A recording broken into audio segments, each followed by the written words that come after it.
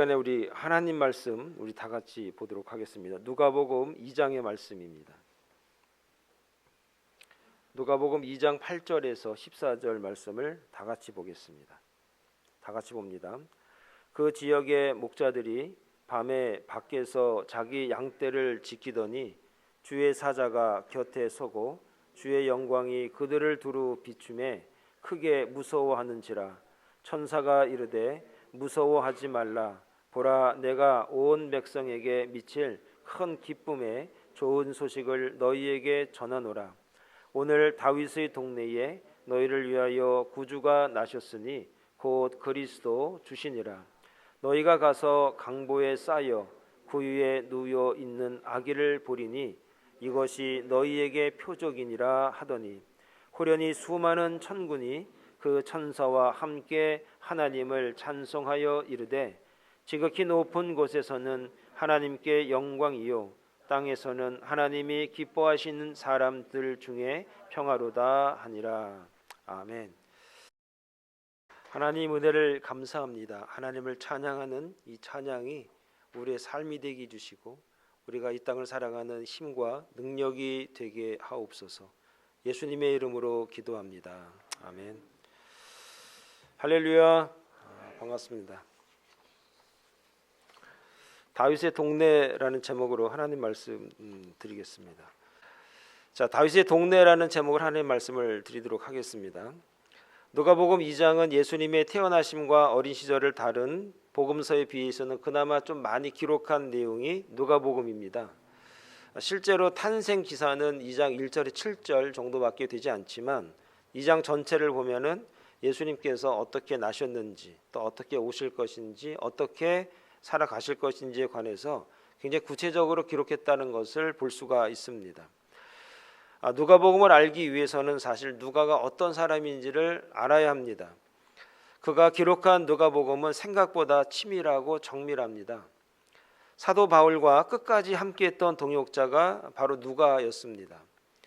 바울이 그래서 그를 뭐라고 부르냐면은 사랑을 받는 의사 누가와 또 데마가 너희에게 문안하느니라 라고 골로새서 4장 14절에 바울이 누가를 이렇게 지칭해서 말하는 그런 내용이 있습니다.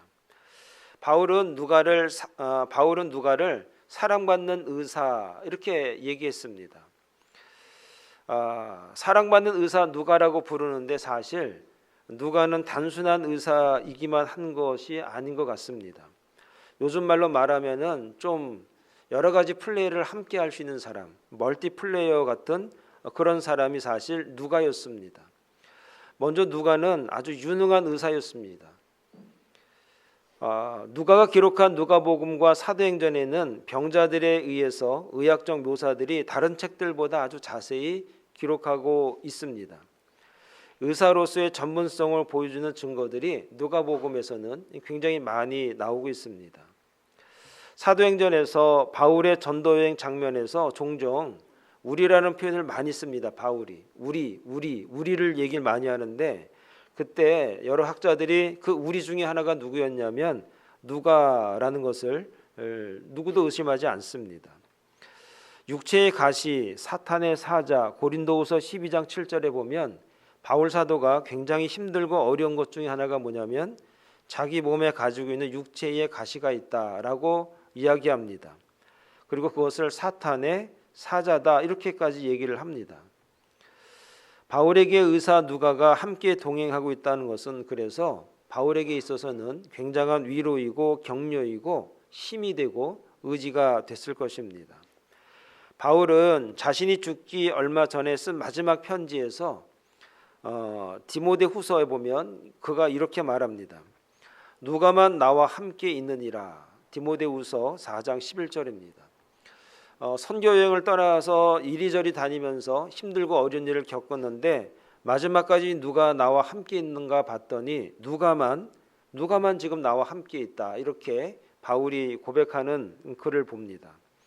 그는 유능한 의사였을 뿐만 아니라 인격적으로도 좀 의리가 있는 그런 사람입니다. 좋으면 있고 싫으면 그냥 말아버려 이런 게 아니라 좋으나 싫으나 하나님만 바라보고 함께 바울과 함께 했던 사람이 바로 의사 누가였습니다. 그래서 누가는 바울을 굉장히 잘 아는 것 같습니다. 그리고 바울에 대해서 굉장히 많은 것을 생각하고 함께 있으면서 바울에 대해서 굉장히 많은 연구를 한 것 같습니다. 바울 그리스도의 사도라는 영화가 있는데 그 처음 시작이 어떻게 되냐면 누가가 감옥에 갇혀 있는 바울을 찾아가면서 그 영화가 이제 시작이 됩니다. 바로 이것이 누가의 관점에서 바울을 보고 바울을 평가한 그런 내용의 영화입니다. 실제로 누가는 바울을 만나 전도 여행에 동행하면서 바울과 함께 복음을 전하는 그래서 영혼의 의사다라는 그런 별명도 그에게 주어졌습니다. 여러분 또 누가는 어떤 사람인가 성경을 잘 보면 1장 2장을 보면 유능한 음악가였다라고 하는 것을 우리가 알 수 있습니다. 1장 46절에서 56절은 마리아의 찬미라고 사람들이 그렇게 이름을 지어줬습니다. 그리고 1장 67절에서 79절에 보면 사가랴의 노래가 나옵니다. 2장 13절에서 14절에 보면은 천사의 노래들이라는 그런 노래가 또 나옵니다. 2장 28절에서 32절에 보면은 시몬의 노래 이렇게 해서 음악을 이렇게 기록을 해 놓습니다. 그러면서 누가는 유능한 의사이고 인격적으로는 의리 있는 아주 멋진 남자이기도 하지만 누가는 음악도 잘하는 매력남이었다는 겁니다. 무엇보다도 그는 치밀한 역사가였다라고 하는 것을 우리가 또 잊어서는 안 됩니다. 여러분 초대교회 그러니까 신약성경의 역사서는 사도행전을 말합니다. 사도행전을 누가 기록했죠? 누가가 기록했습니다. 그러니까 누가는 의사뿐만 아니라 음악도 잘했고 그리고 역사적인 안목과 시각이 있던 사람이 누가라는 겁니다. 그래서 예수님의 생애를 기록하고자 누가복음을 시작하면서 그의 두 번째 서신인 두 번째 책인 사도행전까지 기록을 하게 됩니다. 오늘 누가복음 1장 1절에 시작을 이렇게 시작합니다. 우리 중에 이루어진 사실에 대하여 이렇게 말을 시작합니다. 누가가 기록할 때 우리 중에 이루어진 사실에 대해서 내가 좀 얘기 좀 해야겠습니다. 내가 좀 자세히 기록해서 데오빌로 각하에게 좀 내가 좀 알려야겠습니다. 이렇게 시작을 합니다. 여기서 우리가 잘 좀 살펴봐야 될 내용이 좀 있습니다. 누가복음 1장 2절에서 4절 오늘 우리가 읽은 본문은 아니지만 한번 제가 좀 읽어드려야 될 필요가 있어서 한번 읽어드리는데요. 이렇습니다. 처음부터 목격자와 말씀에 일꾼된 자들이 전하여 준 그대로 내력을 저술하려고 붓을 든 사람이 많은지라. 그 모든 일을 근원부터 자세히 미루어 살핀 나도 데오빌로 각하에게 차례대로 써 보내는 것이 좋은 줄 알았노니 이는 각하가 알고 있는 바를 더 확실하게 하려 함이라. 이렇게 기록합니다. 여기서 문장 중에서 가장 중요한 내용 하나를 말씀을 드리면 자세히 미루어 살핀이라는 그런 내용입니다. 자세히 미루어 살폈다라고 하는 그 헬라어 원어에 보면 아크리보스 이렇게 기록하고 있습니다. 이 아크리보스라고 하는 그 내용을 이 단어는 정확한 연구라는 의미가 있습니다.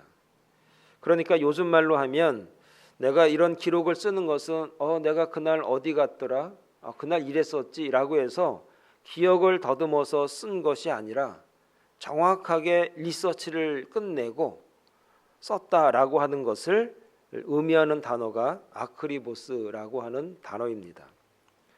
누가복음은 누가가 기록했죠. 누가가 기록한 이 누가복음은 오늘 우리에게 있어서 왜 중요한가? 여러분이 잘 알고 있는 우리가 요즘에 마가복음을 계속해서 이제 강해를 하고 있는데, 마가는 베드로를 대신해서 예수님의 생애를 이제 마가가 기록을 한 겁니다. 그 누가복음은 사실은 바울을 대신해서 예수님의 생애를 누가가 이렇게 기록을 한 겁니다. 그리고 누가복음이 1차적 대상으로 삼은 것이 이제 헬라인들을 대상을 한 겁니다. 그 당시 헬라 사람들에게 예수님에 대해서 알려주기 위해서입니다. 그런데 누가는 사실 헬라 사람입니다. 그러니까 누가복음은 헬라인을 대상으로 헬라 사람이 쓴 것이기 때문에 어떻게 보면 다른 민족, 이방 민족이 아니라 자기 동족을 위해서, 자기 동족을 복음화시키기 위해서 자기 동족 헬라 사람이 헬라 사람을 위해서 쓴 거기 때문에 더 신빙성이 있다라는 것을 오늘 우리가 알 수가 있습니다. 그렇다면 의사요, 전도자이고 음악가이며 역사가인 그리고 의리남 누가가 오늘 우리에게 증거하고 있는 복음의 핵심이 무엇이냐? 이렇게 철저하고 똑똑하고 역사성도 있고 그리고 유머 감각도 있고 음악성도 있는 이 매력남 이 누가가 오늘 우리에게 전하고 싶은 얘기가 뭐냐? 그것을 한번 세 가지 정도로만 짧게 말씀을 드리겠습니다. 첫 번째는 주님이 나셨다는 겁니다. 메시아가 이 땅에 나셨다는 겁니다. 헬라 사람 누가가 헬라인들에게 주님이 나셨어 이 얘기를 합니다. 8절에 그 지역의 목자들이 밤에 밖에서 자기 양떼를 지키더니 이런 말씀이 시작이 됩니다. 그리고 9절에 보면 주의 사자가 곁에 서고 주의 영광이 그들을 두루 비춤에 크게 무서워하는지라. 천사가 이르되 무서워하지 말라. 보라 내가 온 백성에게 미칠 큰 기쁨의 좋은 소식을 너희에게 전하노라. 오늘 누가가 자기 백성 헬라 사람들에게 그리고 오늘 우리에게 들려주고 싶은 이야기는 주님이 나셨다는 얘기입니다. 오늘 주님이 오늘 우리를 위해서 우리 죄를 위해서 이 땅에 오셨다라는 것을 먼저 선포합니다. 그런데 오늘 이 주님이 나심을 누가 제일 먼저 그 소식을 들었는가? 목자들이 그 소식을 제일 먼저 듣게 되었습니다. 주님의 나심을 하나님이 예수님의 나시는 최초의 소식을 공교롭게도 목자들에게 전하셨다는 것은 사실 놀라운 일 아니겠습니까? 우리의 왕이시고 우리의 구세주가 되시고 그리고 하나님의 아들 되신 그분을 목자들이 제일 먼저 그 소식을 접하게 됐습니다. 당시 목자들은 멸시의 대상 중에 하나였습니다. 왜냐하면 그 직업은 그 당시에 비천한 사람들을 낮추어 봤을 때 목자들 우리가 봤을 때 낭만이 좀 있어서 표현을 할 수 있지만 당시에는 목자라는 직업은 그렇게 추앙받는 직업이 아니라는 겁니다. 그런데 오늘 예수님의 나심을 메시아의 나심을 주님의 나심을 누가 제일 먼저 들었는가? 목자들에게 알려주셨다는 겁니다. 그리고 문장을 계속 보면 그 지역의 목자들이 그 소식을 들었는데 언제 들었는가? 시점은 밤이었습니다. 밤에 그리고 그 장소가 어디였는가? 밖에서 이렇게 기록합니다. 목자들에게 주님의 나심을 알려주게 되었는데 공교롭게 밤이었습니다. 그리고 그 밤도 실내가 아니라 바깥이었습니다. 그리고 무엇을 할 때 그 소식을 들었는가 봤더니 자기 양떼를 지키더니 자기 양떼를 지키고 있었습니다. 우리가 생각하기에 자기 양떼를 지킬 때는 언제 주로 양떼를 치고 관리하죠? 낮에 하지 않습니까? 낮에 풀을 먹이고 이동하고 물을 먹이고 그러지 않습니까? 그런데 오늘 8절의 이 말씀은 목자들이 밤에 그리고 바깥에서 양떼를 지키고 있을 그때에 주님의 나신 그 소식이 이들에게 전해지게 된 겁니다. 이들은 해가 떨어져서 한기가 내리는 바깥에서 양들을 번갈아 가면서 아마 돌보고 있었던 것 같습니다. 목자들은 다 잠들어 있는 시간에도 깨어서 자신들의 일에 충실하게 임하고 있는 그때에 밤에도 한기를 맞으면서 양을 지키기 위해서 바깥에서 번갈아 가면서 수고하고 있는 그때에 하나님의 사자들이 나타나서 주관하셨다라는 소식을 알리는 겁니다. 오늘 저는 이 장면을 보면서 열처녀의 비유가 생각이 났습니다. 우리가 잘 아는 열처녀의 비유는 기름을 준비한 5처녀, 준비하지 못한 5처녀를 우리에게 이야기하는 겁니다. 준비를 잘하고 신랑을 기다렸던 처녀들은 혼인잔치에 들어가게 됩니다. 그러나 준비하지 못하고 졸고 있었던 그런 5처녀들은 뒤늦게 기름을 준비해 왔지만 그러나 혼인잔치의 문이 닫혀 있는 겁니다. 어찌 보면 주님의 나심의 이 모습은 깨어서 열심히 자신의 일에 맡겨진 사명을 감당하고 있는 그때에 그들에게, 그런 사람들에게 주님의 나심이라고 하는 귀한 소식이 은혜로 들려지게 된다는 겁니다. 오늘 저와 여러분들이 주님의 나심을 축하하지만 이제 주님이 다시 오실 그때의 모습이 어찌 보면 목자들이 바깥에서 자신의 양떼를 지키기 위한 열심히 수고하고 노력하고 있는 그 가운데서 오늘 주께서 다시 이 땅에 오실 거라고 하는 것을 우리에게 증언하고 있는 말씀과 같다는 겁니다. 사랑하는 여러분, 그러므로 2000년 전에 이 땅에 예수 그리스도가 오실 때 밤에 바깥에서 자신의 맡은 일을 충실히 감당하고 있었던 이 목자들처럼 오늘 우리들도 우리에게 맡겨진 일들이 밤이고 낮이고 그리고 쉴 새 없는 이 바쁜 이 세상을 살아가는 저와 여러분들에게도 분명히 중요한 교훈을 주고 있다는 겁니다. 주님은 자신에게 맡겨진 일에 충실하고 있는 그들에게 마지막 때에 주님이 오셨던 그 모습처럼 우리에게 나타나실 것입니다.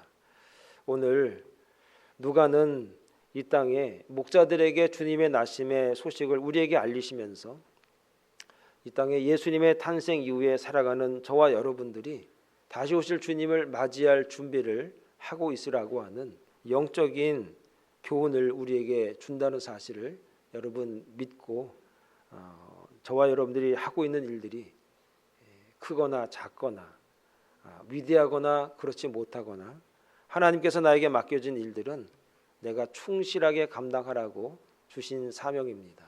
그 사명을 잘 감당하고 있을 때 주께서 다시 이 땅에 오실 때 그 소식을 듣고 기뻐하고 또 하나님 앞에 영광된 삶을 살아갈 수 있는 기쁨으로 맞이할 수 있는 그런 주의 종들이 다 되시기를 간절히 축원을 드리겠습니다. 두 번째는 9절에 보면 영광 중에 나타나셨다 이렇게 말합니다. 9절에 보면 주의 사자가 주의 곁에 서고 주의 영광이 그들을 두루 비추매 크게 무서워하는지라 이렇게 말하고 있습니다. 주님이 주의 영광이라는 말은 헬란 말로 독사 이렇게 기록합니다. 이 말은 성경에서 굉장히 중요한 하나님의 존재와 임재의 모습을 이야기할 때 주님의 영광이란 말을 하고 있습니다.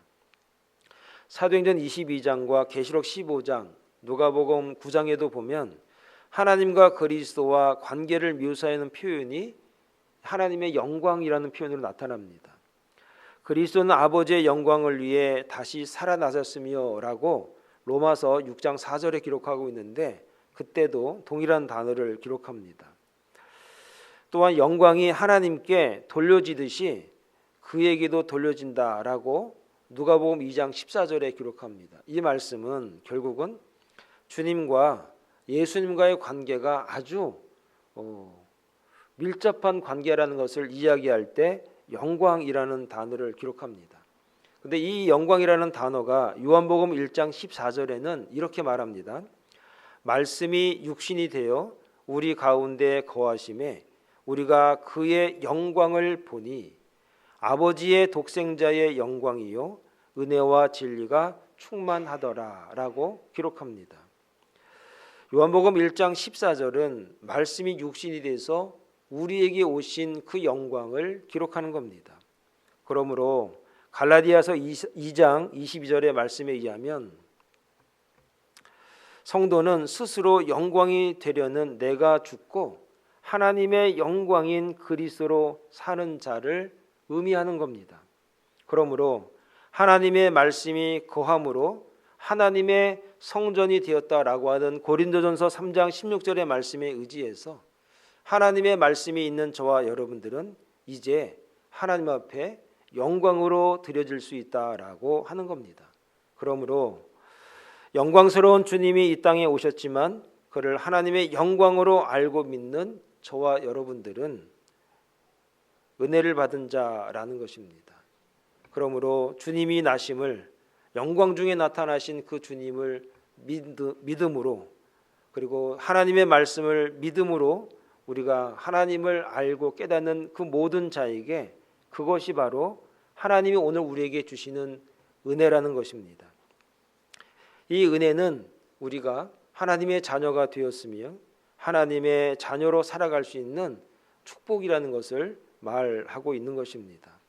그러므로 영광 중에 나타나신 주님이라는 의미는 우리가 그분을 맞이하는 자들은 하나님 앞에 영광의 모습이라는 겁니다. 오늘 저와 여러분들이 바로 영광된 모습으로 영광으로 하나님 앞에 나아갈 수 있는 존재가 되었다는 것으로 우리가 감사할 수 있는 그런 성탄절이 다 되시기를 간절히 축원을 드리겠습니다. 하나 더 말씀을 드리면 11절에 다윗의 동네에 나타나셨다라고 기록합니다.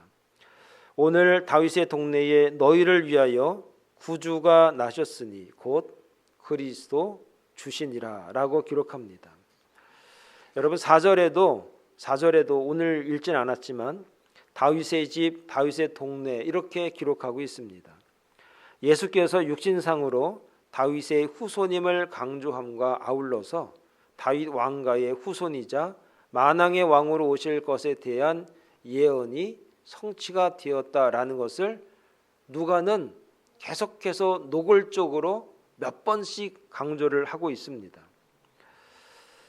사무엘상 20장 6절에 보니까 베들레헴을 다윗성이라고 말합니다.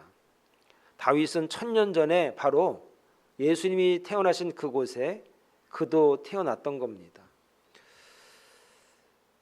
사무엘상 17장 15절에 보면은 다윗이 그곳에서 똑같이 양을 치고 있었습니다. 그래서 베들레헴의 옛날 이름은 에브라다 이렇게 기록을 합니다. 그리고 그곳에 라헬이 장사된 곳입니다. 그리고 룻기서에 보면은 나오미도 베들레헴으로 돌아가는 장면이 있습니다. 그래서 그 베들레헴이라고 하는 원래 의미는 떡집이다 이런 의미입니다.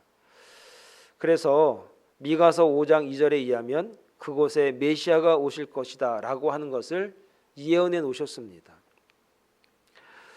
오늘 당시 사람들은 다윗성에서 다윗의 후손으로 올 자가 메시아라는 것을 그들은 학습을 통해서 알고 있었고 어머니와 아버지가 늘 말씀해 주셨기 때문에 다윗성에서 바로 메시아가 나타날 것이다 라는 것, 오실 것이라고 하는 것을 그들은 기다리고 있었습니다. 오늘 누가가 다윗성이라는 말을 이야기하는 것, 다윗의 동네라고 말하는 것은 무엇이냐? 우리가 그동안에 들었던 그 메시아, 우리가 그동안에 기다리고 있었던 그 메시아, 성경에 기록하고 그분이 다윗의 후손으로 올 것이다 라고 하는 그 예언이 오늘 이루어지고 오늘 오셨다라는 것을 누가가 자기 백성들에게, 헬라인에게, 오늘 우리에게 말하고 있는 것입니다. 그러므로 다윗의 동네라고 하는 것은 하나님의 말씀이 이루어졌다라고 하는 누가의 또 다른 표현인 것입니다. 사랑하는 여러분, 수천 년이 지나서 하나님의 말씀이 이루어진 것입니다. 그리고 이 하나님의 말씀이 오늘 우리에게 이루어질 것이고, 그리고 예수 그리스도께서 이 땅에 계시면서 사역하시고 난 뒤에 하나님의 나라에 가시고 다시 내가 올 거야 라고 말씀하신 그 약속도 분명히 이루어질 줄 믿습니다. 지난 구약의 말씀이 예수님 시절에 이루어진 그 모습을 보면서 우리는 예수님 시절의 그 말씀이 오늘 이 시간에도, 그리고 앞으로 우리에게 이루어질 말씀이라는 것을 우리가 확신할 수가 있는 겁니다. 오늘 누가는 자신의 기록을 통하여서 분명히 예수님께서 말씀을 이루셨고 또 앞으로도 이루어 가신다는 사실을 우리에게 말씀하십니다. 가난하지만 자신의 삶에 만족하며 충실한 자들에게 주님의 나심을 우리에게 알리셨습니다. 마지막 때에 우리가 주님의 자녀답게 충실한 삶을 계속해서 유지해 가 주시기를 바랍니다. 또한 주님의 말씀이 함께함으로 영광스러운 하나님의 자녀라는 감격을 여러분 꼭 갖고 믿음으로 승리해 주시기 바랍니다. 하나님의 말씀은 분명히 예수 그리스도로 이루어진 것처럼 다시 오실 주님의 말씀을 신뢰하는 삶을 살아갈 때에 그 말씀이 그 믿음을 가지고 있는 자에게 이루어진다는 사실을 믿는 그런 귀한 성탄절, 그런 귀한 주님의 오신 날이 되시기를 간절히 축원을 드리겠습니다. 기도하겠습니다. 거룩하신 하나님 아버지, 은혜를 감사합니다. 그 옛날 다윗의 동네에 주님이 나셨습니다.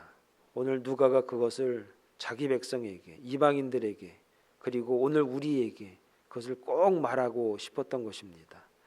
그리고 자신의 일에 충실하게 내 일을 잘 감당하고 있을 때 주님께서 그들에게 주의 나심을 알려준다는 사실을 오늘 우리에게 소망으로 가르치십니다.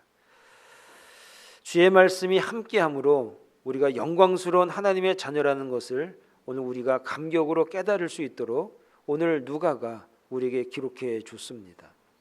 하나님의 말씀은 분명히 예수 그리스도로 이루어진 것처럼 다시 오실 주님의 말씀을 신뢰하는 삶을 살아가는 이 시대에 오늘 우리에게 분명히 이루시고 또 그분이 우리에게 임재하신다는 사실을 오늘 말씀을 통해 깨닫습니다. 바로 성탄의 계절, 주님이 오신 이 계절, 주님이 오신 이 날을 우리가 기념하면서 앞으로 다시 오실 주님을 믿음으로 우리가 기대하고 기다리는 그런 주의 약속의 백성들이 될 수 있도록 우리에게 선한 은혜를 허락하여 주시옵소서. 이 믿음으로 우리의 삶을 잘 꾸려갈 수 있는 그런 승리의 백성들이 되게 하여 주시옵소서. 예수님의 이름으로 기도합니다. 아멘.